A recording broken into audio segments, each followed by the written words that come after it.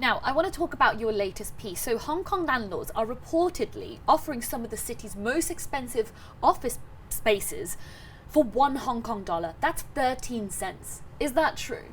Yes, the $1 to $100 deal is actually just for the first 1 to 3 months, and after that it's back to the normal lease and the normal rent. So usually landlords are offering 1 to 3 months rental free period in normal lease. But with this extra $1 period, actually the landlords is now offering longer rental free time, which is up to 6 months. This is interesting because, as we all know, Central in Hong Kong is always landlord market. It's expensive and it's full, but now it seems like the situation has changed because the landlords have to offer some really creative ways to lure tenants. Now, why is this happening? Is it protest related? What's the catch?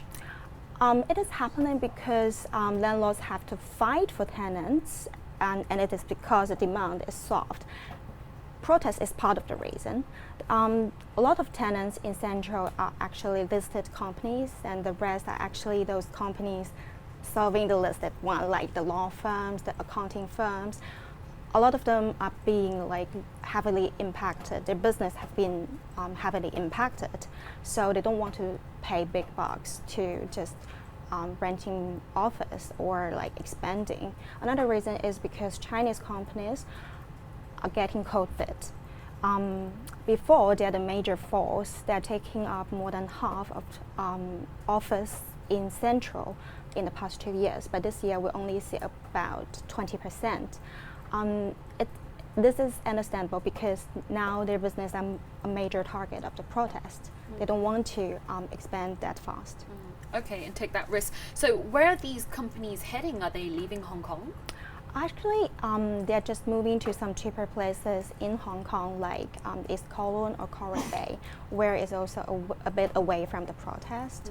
As far as we see, I don't see any big companies really leaving Hong Kong.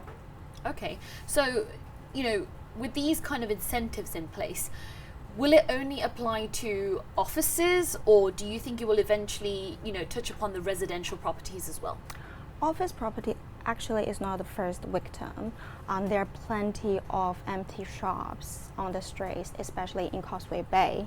Actually, there are reports saying 1 out of 10 shops in Causeway Bay is not empty because of the dropping of visitors, and people do not really have a mood to shop. I see. So landlords have to either cut rents or to offer more flexibility to keep their tenants, like restaurants and retailers. Well, seems like it might be a good time to keep an eye on the market and probably snag a good deal. Yeah. Okay, well, Pearl, thank you so much, and keep an eye on the markets for us right here. Thank you.